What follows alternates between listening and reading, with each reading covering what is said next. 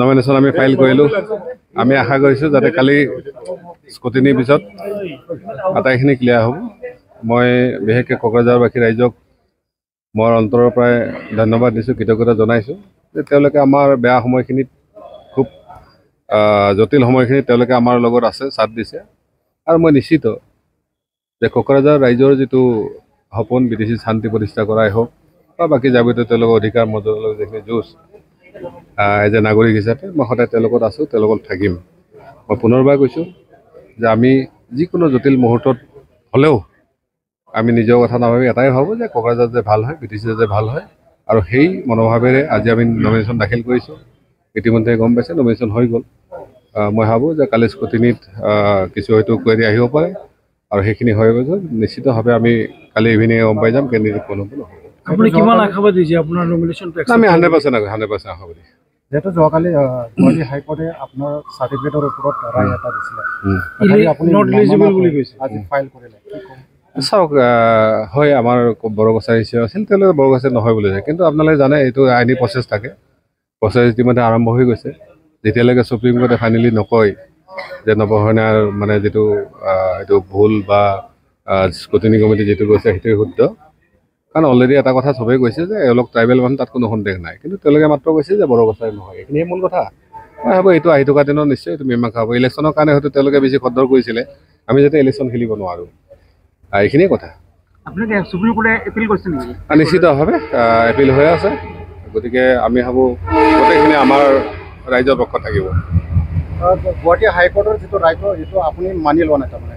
চাওক, হাইকোৰ্টৰ হাই মানি নলগা আমি কৈছোঁহে যে হাইকোৰ্টে আমাৰ এগেইনষ্টে গ'লেও হাইকোৰ্টৰ মানে অৰ্ডাৰ আমাৰ আছে, আমি নিশ্চিতভাৱে মানি লওঁ। কিন্তু তাৰ কিছুমান প্ৰক্ৰিয়া থাকে। ইয়াৰ পিছত ডাবল বেঞ্চ আছে, ডাবল বেঞ্চত সুপ্ৰিম কোৰ্ট আছে।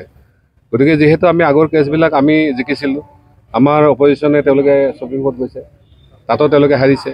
আকৌ আমি ইলেকশ্যন পিটিশ্যনত আমি হাইকোৰ্ট জিকিছোঁ, তেওঁলোকে সুপ্ৰিম কোৰ্ট গৈছে। গতিকে আমি হাৰিলে আমি হাইকোৰ্ট বা ডাবল বেঞ্চ বা সুপ্ৰিম কোৰ্ট যাওঁ, তেওঁলোকে হাৰিলে তেওঁলোকে আকৌ যাব। আপুনি দেখিছে প্ৰথম অসম চৰকাৰে হাৰিছিলে, আমাক ষ্টে দিছিলে, আকৌ তেওঁলোকে ডাবল বেঞ্চত গুচি গ'ল, আমাৰ ষ্টেটো কেঞ্চেল কৰিলে। আকৌ ভাৰ্ডিকত গুচি গ'ল, আমাৰ ডিছফেভাৰত গৈছে। গতিকে আমি আশা কৰোঁ কালি আমাৰ ফেভাৰত আহিব। ইতিমধ্যে আমাৰ দেখিছে আমাৰ বিনীতা ডেকা, তেওঁ ইয়াৰ কোকৰাঝাৰ CITতে পাছ আউট হৈছিলে। আমাৰ যিটো সন্দেহ অলপ আহিছিলে সৰু কোচ লৈ, তেওঁলোকৰ সেইটো নাই। কাৰণ তেওঁলোকৰ পূৰ্বপুৰুষ ৰজা আছিলে। আপোনালোকে জানে যে আমাৰ গোটেই তামোলপুৰ বা বাক্সা মৌজা যিবিলাক পাৰ্ট আছিলে আপ টু ধমধমালৈকে, তাত আমাৰ ৰজা আছিলে, সেই ৰজাৰ বংশধৰসকল। গতিকে আমাক কিবা আঙুলিয়াই দেখালেও, কাৰণ আজি বিশেষকৈ যিসকলে হয়নে কছাৰীবিলাক নিজকে আইডেণ্টিফাই কৰিছে, তেওঁলোকে যথেষ্ট মৰ্মাহত, তেওঁলোকে দুখ পাইছে চৰকাৰৰ এনেকুৱা ব্যৱহাৰৰ কাৰণে। আজি তেওঁলোকৰ বাঁহ বঢ়াই উৎসৱ। সেইকাৰণে আমি তেওঁলোকৰ ছোৱালী এজনীক আজি আমাৰ ছাবৰ্ডিনেট হিচাপে আমি ইতিমধ্যে দিছোঁ। গতিকে আহি থকা দিনত নিশ্চিতভাৱে তেওঁলোকে ন্যায় পাব আৰু মই আশা কৰোঁ তেওঁলোকে নিশ্চিতভাৱে ন্যায় পাব আৰু তেওঁলোকে নিজৰ যিখিনি হেৰুৱা মানে মৰ্যাদা সেইখিনি ঘূৰাই পাব। আৰু এজন মানে আমাৰ ঘনশ্যাম দাস ডাঙৰীয়া, তেওঁ মানে কেণ্ডিডেট দিছে। কাৰণ ইয়াত সম্ভাৱনা এনেকুৱা আছে, নৱসেনা কেঞ্চেল কৰি বাকীবিলাক কেঞ্চেল কৰিব পাৰে, এনেকুৱা সম্ভাৱনা আছে। গতিকে সেইকাৰণে আমি এটা কথাই জানো যে কোকৰাঝাৰত টৰ্চ লাইট জ্বলিব লাগে, টৰ্চ লাইট জ্বলিব। আপুনি কিমান আশাবাদী? 100 নহয় 200%। একদম সম্ভাৱনা পূৰা আছে, 200% আশাবাদী। কেৱল আজিৰ দিনটোত অলপ ৰাইজে যথেষ্ট শংকা আছে এনেকুৱা ধৰণৰ মানে। আৰু আপোনালোকে জানে যে কিছুমান এনেকুৱা ধৰণৰ দুৰ্ঘটনা ঘটনা হৈছে। আমাৰ চিৰাঙৰ প্ৰেচিডেণ্টৰ ল'ৰাই বহুত দিনৰ পিছত মাৰা গ'ল, সেইটোলৈ বহুতে দুখ হৈ আছে আমাৰ GSP ফেমিলি। কিন্তু অভাৰঅল ৰাইজ কিন্তু ঠিকে আছে। আমি ভাবোঁ যে তেওঁলোকে টৰ্চ লাইটটো জিকাব। NDA বহুত জোৰদাৰ অভিযান চলি আছে। চাওক, ইয়াৰ আগতে আপোনালোকে BPF দুটা পাৰ্টত চৰকাৰ আছিলে, তেওঁলোকে APOতো আছিলে প্লাছ NDAতো আছিলে, তেতিয়াওতো তেওঁলোকে জিকিব নোৱাৰে। আজি আমাৰ জয়ন্ত বসুমতাৰী গ্ৰহণযোগ্যতা তেওঁলোকে বহুত কম। কাৰণ সেই সময়ত প্ৰমীলাৰাণী ব্ৰহ্ম হয়, চন্দন ব্ৰহ্ম হয়, তেওঁলোকৰ বহুত মানে আছিলে তেতিয়া। গতিকে আজি যি দুজন কেণ্ডিডেট, তেওঁলোকৰ ইমান সেই কেপাচিটি নাই আৰু তেওঁলোকৰ লগত আজিৰ দিনত মানুহো নাই। কালি মোকতো বহুতেই কৈছে যে কালি JP নাড্ডা যোৱাৰ পিছত মিটিঙত এইবিলাক কাজিয়া পেচাল লাগিছে। কোনোবাই কৈছে আমাক 500 দিছে, কোনোবাই আমাক 100 200 দিছে, এনেকুৱা কথাবিলাক লৈ আহে। গতিকে জানেইতো মিটিঙত মানুহবিলাক আজিকালি কেনেকৈ লৈ আহে। ইয়াৰ আমাৰ এজনো মানুহ দেখিছে নেকি? তেওঁলোকে নিজে নিজে আহিছে জনাৰ কাৰণে। গতিকে এনেকুৱা কিছুমান থাকে, ইলেকশ্যনত থাকিব এইটো। মই কিন্তু আজি শুভেচ্ছা জনাইছোঁ চবকে, ঠিক আছে। আমাৰ চবৰে যেতিয়া 22 তাৰিখে উইডল চুইডল শেষ হৈ কেণ্ডিডেট হ'ব, তেতিয়া আমি ফিল্ডত যি ক'ব লাগে আমি ক'ম। কিন্তু আজি আমি চবকে শুভেচ্ছা জনাওঁ। আৰু বিশেষকৈ আপোনালোকক জনাইছোঁ কোকৰাঝাৰৰ মিডিয়া ইমান ষ্ট্ৰং, তেওঁলোকে খুব লিবাৰেলি কাম কৰে। মই ধন্যবাদ জনাইছোঁ। আপোনালোকে আপোনালোকৰ যিটো চতুৰ্থ স্তম্ভ সেই দায়িত্বখিনি পালন কৰক আৰু আহি থকা দিনত নিশ্চয় আমি আপোনালোকৰ পক্ষতে থাকিম। ঠিক আছে।